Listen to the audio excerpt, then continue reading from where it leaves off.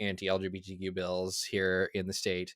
And that's just the ones that I believe are directly targeted. So like our inclusion criteria for that list are like things that specifically name LGBTQ people, things that would have a primary impact on LGBTQ people, not like a secondary differential impact, or things that were like clearly motivated by stories or myths about LGBTQ people. So things like the banned books stuff, et cetera. And I don't even have that one on the list yet. So that would be number 24 technically. Um, there are all sorts of other things like vouchers or some of this obscenity stuff that don't necessarily directly target LGBTQ people, but are going to have a disproportionate impact.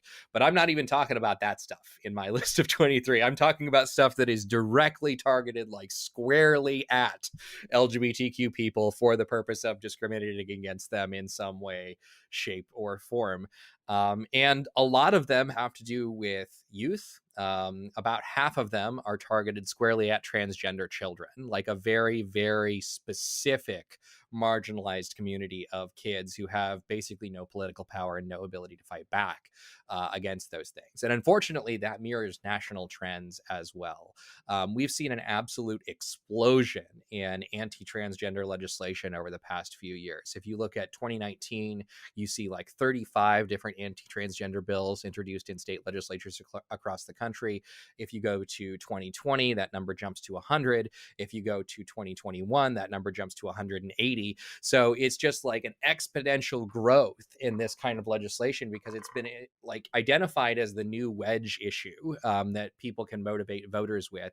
And again, because these kids really have no political power, no ability to fight back, if you're trying to score political points against folks, that's one way to do it in a very cynical way, right? Is to take a community that absolutely does not have the numbers to vote against you, and in sometimes is just so scared to speak out because of their own health and safety that they won't do it.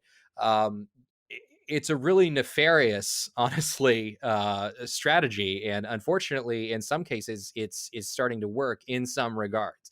I don't think that this is a sustainable trajectory. I think eventually people are going to get wise to it. Right now, the problem is that our opponents can hit people kind of in the intuition in about 10 seconds. And it takes us about 5 minutes to unpack all of those assumptions that are laden into their statements.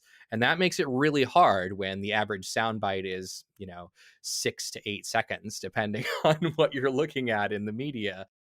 They can communicate a lot because of all of the societal biases surrounding gender, surrounding transgender people, etc. It's easy to pack those things in because the assumptions are, unfortunately, right now on their side. Again, I think as time goes by, that is going to be less and less an effective mode of operation. The other thing to think about is a lot of this stuff is not new in any way, right? Like we used to try to ban gay men from restrooms and from locker rooms because people were like, oh, they're going to gawk at us. Oh, they're going to do all these things. Basically, the exact same arguments that they're making about transgender people now are all arguments that they made about gay people 20 to 30 years ago. And so we know this playbook. We know how this works.